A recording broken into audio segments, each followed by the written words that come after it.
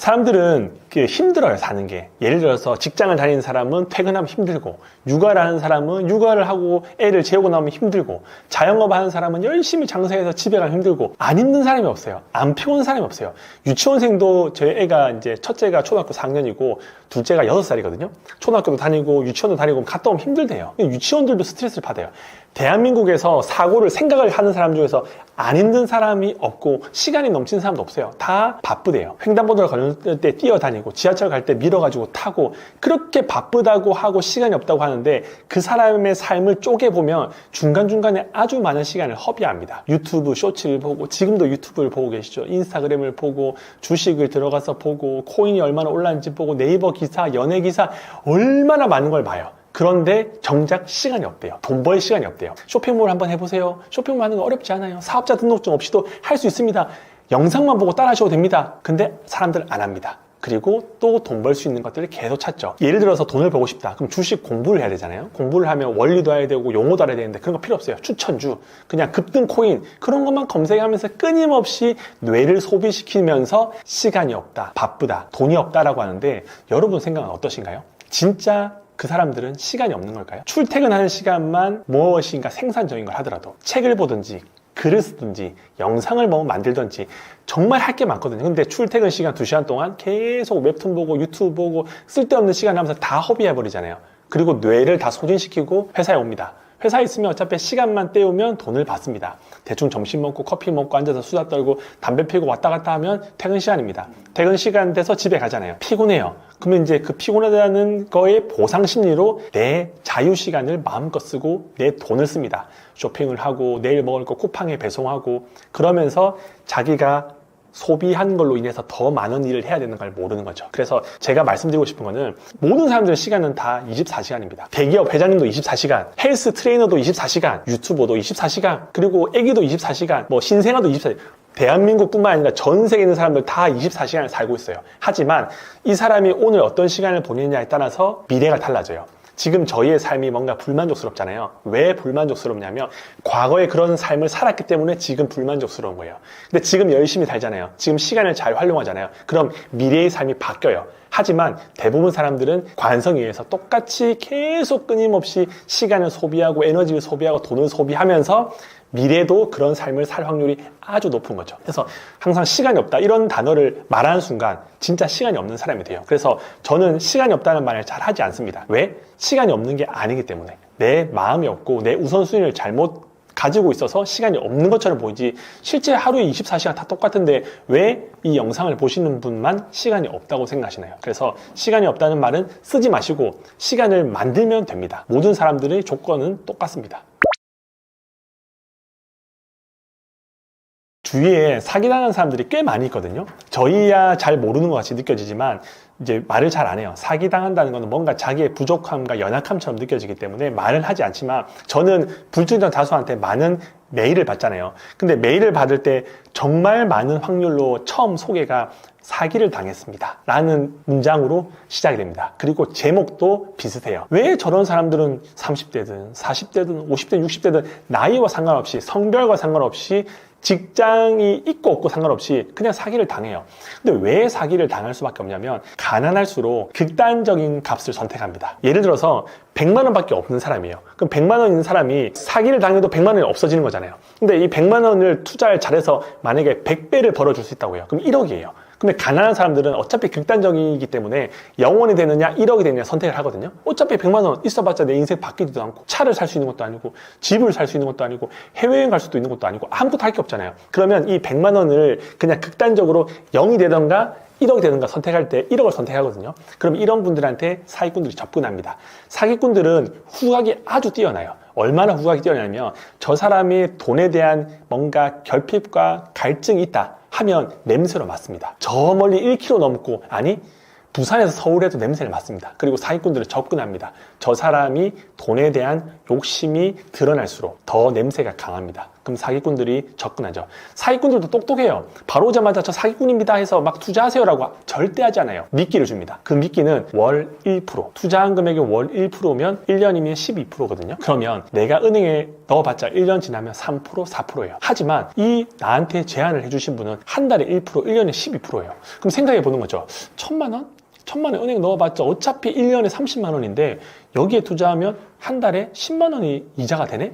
그럼 1년이면 120만 원? 와, 꽤 크다. 근데 사람들이 다 믿지 않죠. 사기같이 느껴지죠. 그래서 처음에는 소액을 투자합니다. 왜? 내가 가지고 있는 돈도 없고 그냥 한번 발만 담궈보자 해서 100만 원을 투자하는 거죠. 근데 1%씩 계속 받아요. 10만 원씩?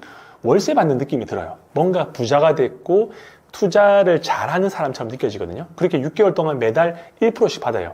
그리고 사기꾼은 그 다음 단계로 갑니다. 이번 상품은 특별하게 2%를 주겠다. 100만 원 넣으면 2만 원, 1000만 원 넣으면 20만 원 이런 식으로 이제 좀 더 좋은 수익률을 알려주죠. 그러면 이제 머리를 생각합니다. 내가 100만 원 넣었을 때 1%를 6개월 받았으니까 1000만 원 넣으면 20만 원을 받네? 아니야. 1000만 원보다 그래도 대출 받았고 한 1억 넣어볼까? 왜? 대출 받은들 1년에 5%. 그러니까 1년에 5% 이자만 되면 되는데 이 회사는 한 달에 1%면 1년에 12%잖아요. 7%를 벌잖아요. 그러면 그렇게 생각하면서 계속 돈을 불립니다. 그러다가 나중에 결국은 사기를 당하는 거죠. 근데 부자들은 사실 이런 생각을 잘 안 해요. 왜냐하면 부자라는 거는 기본적으로 돈을 어떻게 벌고 어떻게 쓰는지 알잖아요. 그리고 대부분의 부자들은 결국은 투자를 합니다. 그러니까 현금을 가지고 있는 부자보다는 주식을 하든 부동산을 하든 건물을 사든 투자를 알아요. 그럼 투자를 할 때는 수익률이라는 게 나옵니다. S&P는 게 미국에 있는 이제 기술주들을 만들어 놓은 뭐 S&P, 나스닥 이런 것들을 보면 연평균 수익률이 나와요. 7%에서 9%. 그리고 워렌 버핏이라고 주식을 잘하는 사람 있잖아요. 그분도 결국은 회사를 가지고 있습니다. 그 회사에 저희가 투자할 수 있는데 아주 높은 수익률을 한다고 하더라도 뭐 예를 들어서 30년 동안 연 10%. 그러니까 세상에서 가장 주식을 잘하는 사람이 평균적으로 1년에 10%인데 듣도 보도 못한 사람이 1년에 12%를 준다? 그럼 이제 부자들은 의심부터 하는 거죠. 그럼 12%? 저게 말이 될까? 은행이라는 곳이 보통 추구하는 수익률이 6%에서 7%인데 2배를 준다? 그러면 은행에서 몇 천억, 몇 조를 투자하죠. 12% 준다고 하면. 그러니까 부자들은 이런 사고가 돼요. 내 건물의 수익률이 3%인데 12% 사기구나. 이게 계산이 되는데 가난한 사람들은 투자를 해본 적도 없고 뭐 수익률에 대한 계산도 없고 그냥 1% 주구나. 그래서 가난한 사람일수록 뭔가의 유혹, 극단적인 수익률 이런 데 많이 빠지는 거죠. 그래서 만약 이 영상을 보시는 분들 주위에서 한 달에 1% 이상 수익률을 준다? 1년에 12%를 준다? 99.9999%는 사기일 겁니다. 만약 그게 사실이라고 하고 안정적이라고 하면 그 소개시켜준 사람이 대출 레버리지 다 땡겨가지고 거기 투자하겠죠. 근데 대표님한테 소개하는 거는 그 투자 수익보다 대표님이 주는 그 수익이 크다는 뜻이거든요. 그래서 그런 것들에 대해서는 거절할 줄 알아야지 사기로부터 피할 수 있다고 생각합니다. 사람들은 다 간절해요. 다 돈을 벌고 싶고 간절하다고 말하는데 그 사람의 삶은 간절하지 않아요. 제가 그 유튜브를 운영하고 있거든요. 이제 27만 구독자 되다 보니까 많은 사람들로부터 메일을 받습니다. 대표님 사기를 당해서 단기간에 돈을 벌어야 돼요. 돈 버는 방법 알려주세요.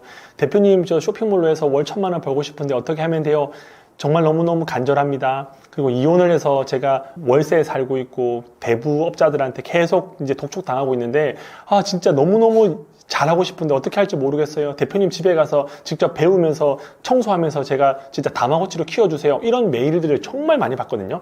근데 그 사람들은 다 전제 조건이 아주 누구보다도 간절하다고 말합니다. 근데 제가 볼 때는 그 사람들은 간절한 게 아니에요. 메일 한 통 딸랑 보내놓고 제가 가지고 있는 그 5년이라는 그 시행착오와 경험들을 그냥 메일 한 통으로 받으려고 하는 거잖아요. 그렇게 하는 거는 간절한 게 아니에요. 눈물을 흘린다고 그것도 간절한 게 아니에요. 진짜 간절한 거는 움직여야 되는 거예요. 그 사람이 하루에 상품을 100개씩 등록한 걸 1년 동안 했는데 안 된다. 그러면 저한테 대표님 제가 하루에 상품을 100개씩 365일 동안 올려서 36,000개를 올렸는데 매출이 100만 원밖에 안 나옵니다. 어떻게 하면 될까요? 라고 물어보는 게 진짜 간절한 사람의 행동인 거지. 그냥 말은 쉬워요. 메일 보내는 건 쉬워요. 집이 너무 힘들어요. 살려주세요. 돈 보내주세요. 그래서 저는 간절하다라고 이야기하려고 하면 진짜 간절하게 무엇인가를 해봐야 되는 겁니다. 예를 들어서 내가 어떤 돈 버는 것들이 생겼어요. 그러면 그 돈을 벌기 위해서 내가 얼마 정도로 열심히 했는지, 열심히의 기준도 다 달라요. 사람들은 다 자기가 불행하고 자기는 누구보다 열심히 살았다고 하는데, 그 열심이라는 거는 사실 눈에 보여집니다. 집에 가서 뭐 넷플릭스를 보고 유튜브를 보고 그냥 친구들 만나고 술 먹고 그렇게 하면서 간절하다? 그건 간절한 게 아니에요. 간절하다는 거는 내가 누릴 수 있는 그 쾌락과 즐거움을 내려놓고 고통을 느끼는 만큼 몰입하고 집중해야지 그게 간절한 거지.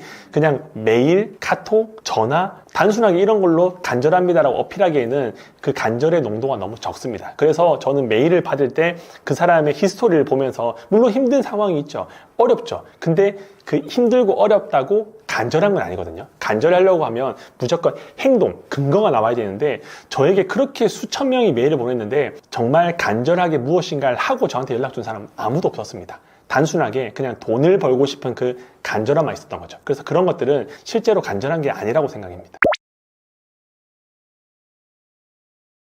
제가 그 돈 버는 형들 유튜브를 운영한다고 했잖아요. 거기 유튜브에서 조회수가 제일 많이 나오는 게 160만 회입니다. 근데 그 160만 회의 제목이 알려줘도 아무도 안 해요라는 제목입니다. 어떤 내용이냐면 쿠팡이라는 2200만 명의 소비자가 있는 곳에 내 상품을 등록해서 돈을 버는 방법을 알려주거든요. 쿠팡이라는 플랫폼에 입점하는데 10초면 됩니다. 10초. 그러니까 이름, 연락처, 그 다음에 이메일 주소 쓰면 입점이 돼요. 10초면 입점이 되고 상품 등록하는 것도 제가 유튜브에 다 알려줬거든요. 따라하면 돼요. 그것도 한 5분에서 10분이면 돼요. 그렇게 알려준들 아무도 안 합니다. 그래 놓고 밑에 뭐라냐면 사기꾼이다, 강의팔이다, 돈 되면 니 혼자 하지 그걸 왜 하냐, 그런 건 초등학생도 안 하겠다, 뭐 별의별 댓글들이 엄청 많아요. 댓글들이 몇만 개가 있거든요. 근데 참 웃긴 거는 사람들은 알려줘도 안 합니다. 알려줘도 안 해요. 이 영상을 보시는 분한테 돈 버는 방법을 알려주잖아요. 근데 안 합니다. 블로그, 그 다음 인스타, 유튜브 하는 방법, AI 활용하는 방법 알려줘도 안 해요. 99%가 안 합니다. 제가 유튜브를 왜 했는 줄 아시나요? 어떤 유튜버가 이런 얘기를 합니다. 2025년도가 되면 유튜브를 하는 사람과 유튜브를 안 하는 사람, 이 두 가지 분류로 정의된다. 그래서 유튜브를 하셔야 됩니다 하면서 유튜브를 해야 되는 이유를 막 20분 동안 설명합니다. 그리고 맨 마지막에 뭐라고 하냐면 이 영상의 조회수가 아무리 많이 나오든 10명이 안 할 겁니다. 그러니까 유튜브를 해라는 이야기를 20분 동안 떠들어도 결국은 이 영상을 보고 유튜브 하는 사람은 10명이 안 될 겁니다. 제가 장담합니다 이렇게 얘기하더라고요. 근데 저는 그 10명 안에 들고 싶더라고요. 그래서 그날 채널을 만듭니다. 그냥 블로그 보고 채널 만드는 거는 금방 만들거든요. 채널 만들고 영상 어떻게 할지 모르잖아요. 그냥 대충 찍었어요. 뭐 편집도 없죠. 올렸습니다. 그렇게 했던 게 지금의 돈 버는 형들까지 됐거든요.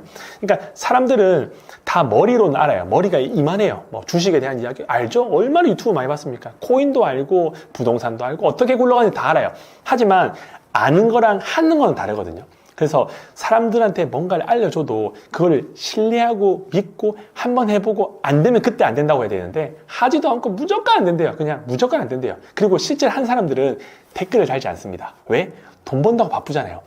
되잖아요. 그러니까 예를 들어 상품 하나 등록해서 10만 원을 벌었어요. 그럼 상품을 10개 등록하면 100만 원을 벌 거 아니에요. 그럼 상품 등록한다고 바쁘고 돈 번다고 바쁜다고 댓글에 이거 안 돼요 라고 할 만한 시간적인 여유가 없어요. 그래서 댓글에 있는 사람들은 다 그냥 시간을 소비하고 돈을 소비하고 에너지를 소비하는 가난한 사람들이 그렇게 안 좋은 이야기를 많이 하고 실제로 부자들, 돈을 버는 사람들은 긍정적인 에너지를 씁니다.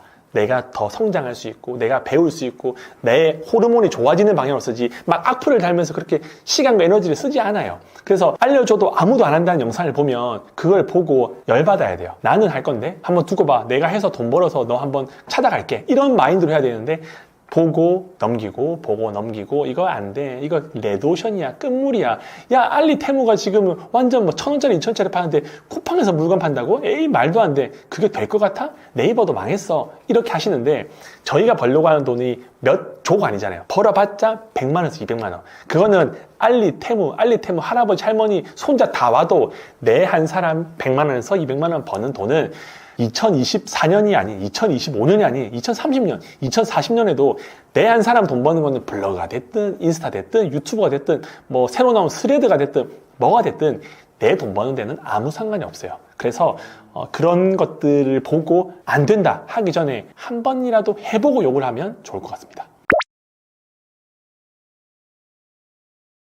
이 영상을 보시는 분들은 대부분 다 직장인일 확률이 많아요. 왜냐면 뭐 보통 20대 후반부터 한 50대 중반까지는 직장 생활을 하고 또 틈틈이 이런 유튜브를 보고 계실 거잖아요. 그게 재미일 수도 있고 정보일 수도 있고 그냥 시간 때우기, 이 세 가지 범위 안에 있는 분들이 영상을 보실 텐데, 직장인들의 최후에 대해서 제가 노골적으로 한번 말씀드릴게요. 저는 지금 회사를 퇴사했거든요. 직장 생활을 10년 하고 쇼핑몰에서 돈을 벌고 이제 저는 퇴사를 한 지가 3년 정도 되는데, 제가 다니고 있던 회사의 제 상사 분께서는 서울대를 나오셨어요. 그리고 카이스트 석사를 마치시고 그다음에 삼성에 가셨다가 이제 이 회사를 오신 분이거든요.